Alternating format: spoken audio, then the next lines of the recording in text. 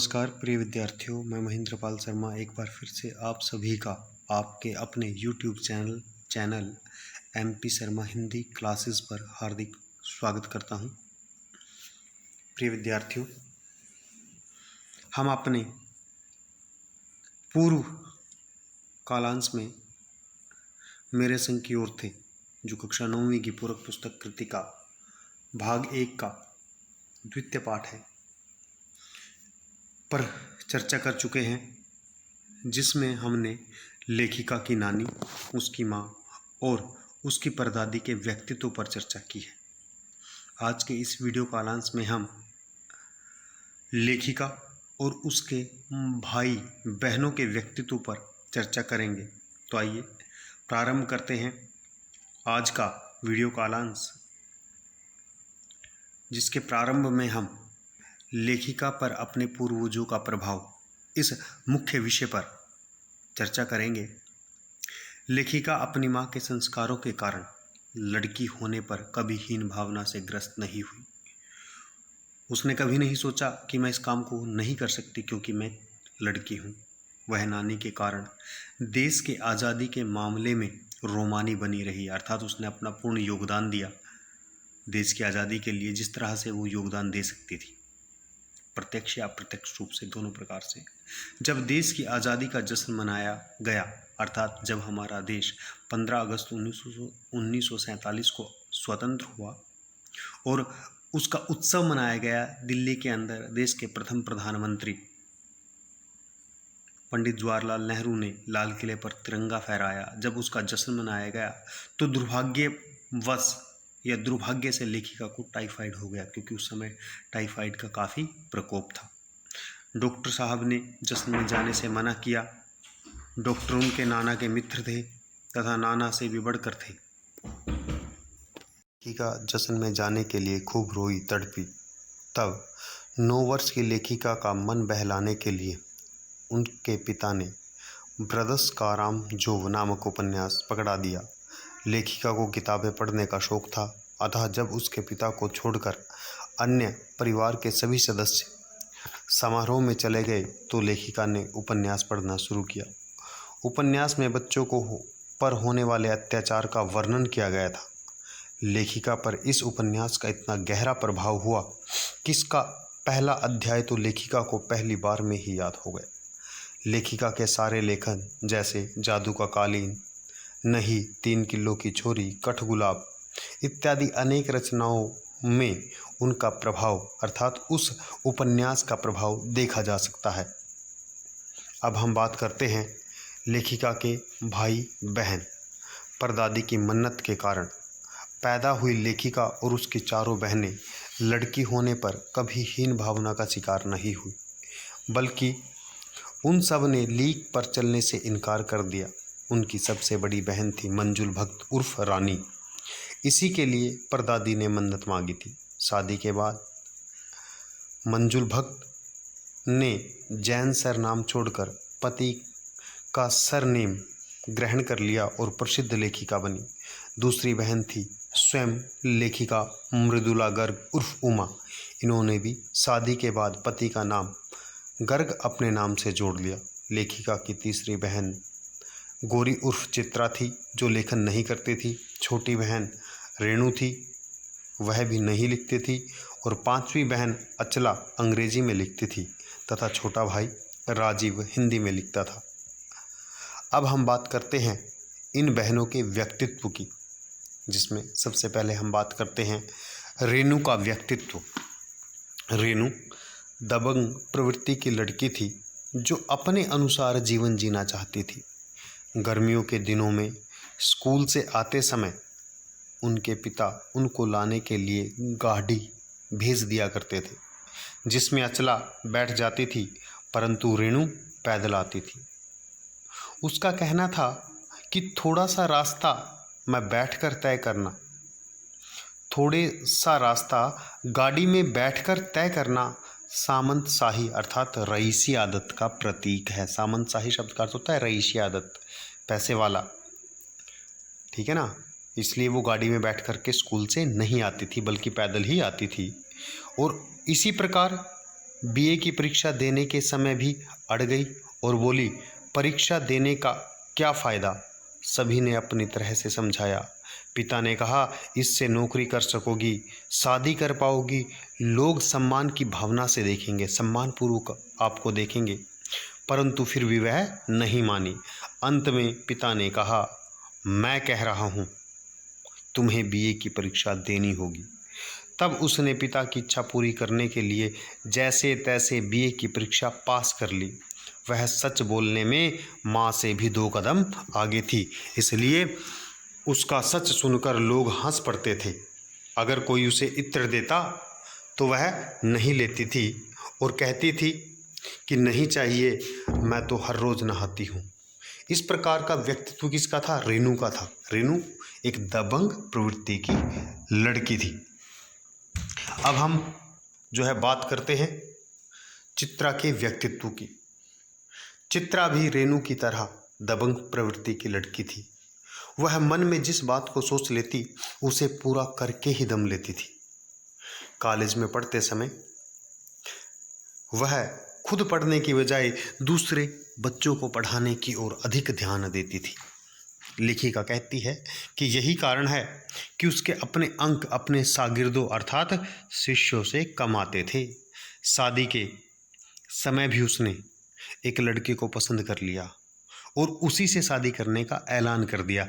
अर्थात उसकी चित्रा की शादी का किस्सा बताते हुए लेखिका कहना चाहती है कि उसे एक लड़का पसंद आ गया और उसने घर आकर के सभी को बोल दिया कि मैं उसी लड़के के साथ क्या करूंगी, विवाह करूंगी अर्थात शादी करूंगी।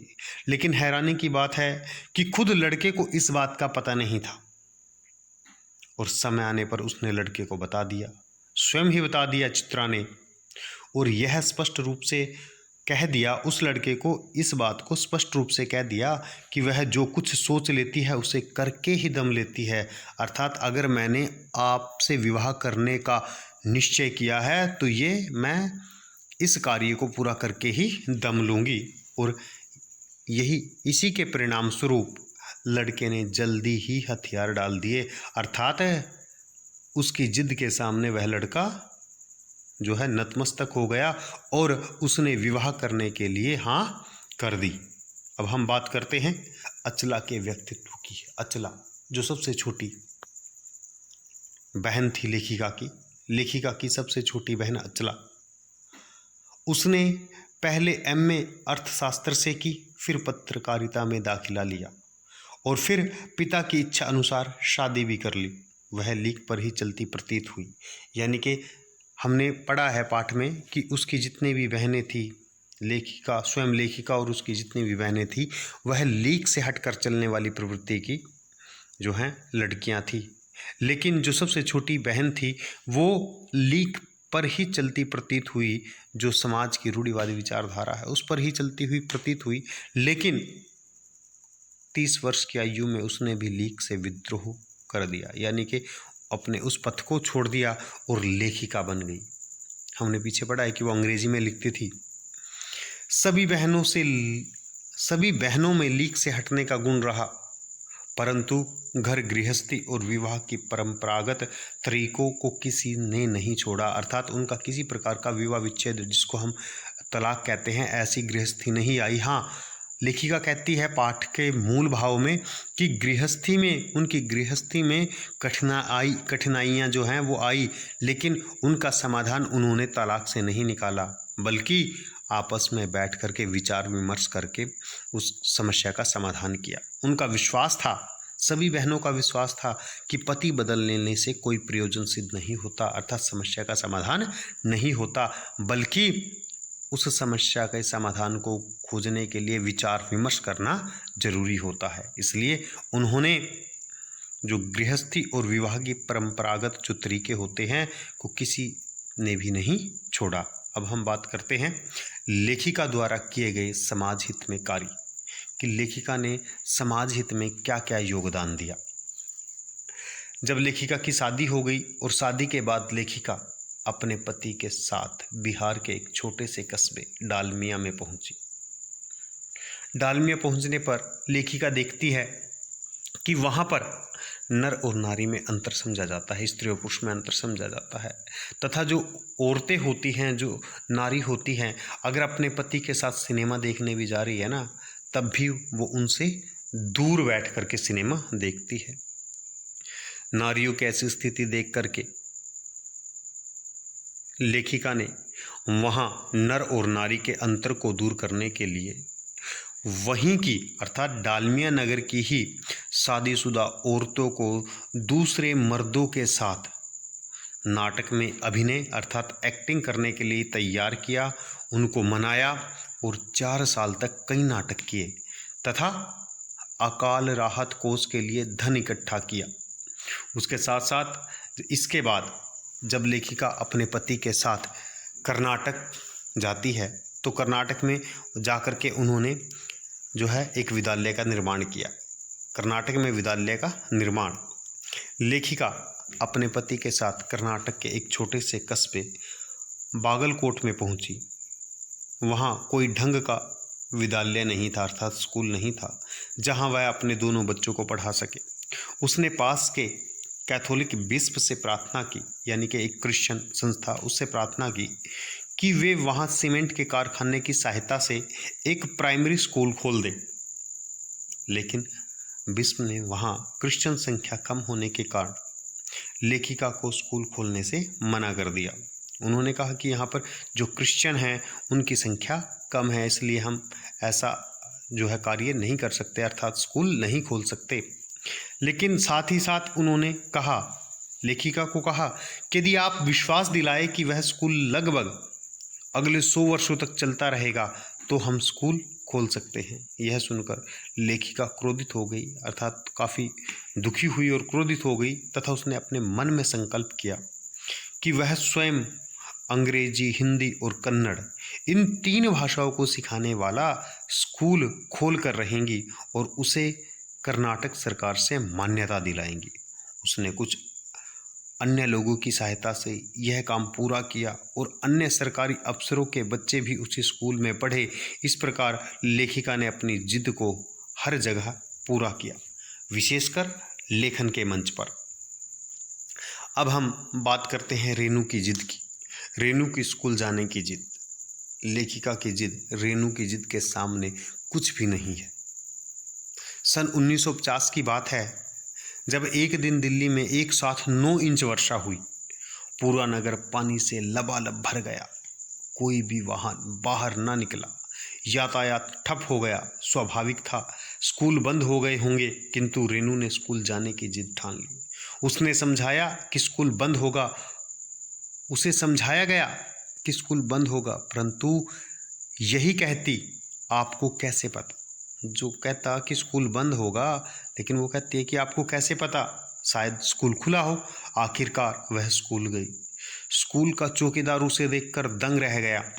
घर आने पर सभी ने कहा कि हमने पहले ही कहा था। इस पर रेणु बोली, स्कूल बंद था तो मैं वापस आ गई, इसमें आपका कहना कहाँ से आ गया। लेखिका को लगता है कि उस दिन रेणु के अकेले स्कूल जाने में कितना रोमांच होगा। रेणु के अकेले स्कूल जाने में कितना रोमांच होगा। सचमुच अकेलेपन का मजा ही कुछ और है। तो प्रिय विद्यार्थियों, ये था मेरे संग की औरतें पाठ का सारांश, बचा हुआ सारांश। मुझे उम्मीद है कि आपको ये समझ में आया होगा। आपको यह वीडियो कैसी लगी कमेंट बॉक्स में जा कर के ज़रूर बताना और वीडियो को लाइक करना, शेयर करना तथा साथ ही साथ अगर आप मेरे इस YouTube चैनल पर नए हैं तो मेरे इस चैनल को सब्सक्राइब कीजिए, साथ ही साथ बेल आइकन का बटन दबा दीजिए ताकि आने वाले सभी नए वीडियो आप तक पहुंच सके। इसके बाद मिलते हैं एक नए वीडियो कालांश में एक नए विषय के साथ। तब तक के लिए धन्यवाद।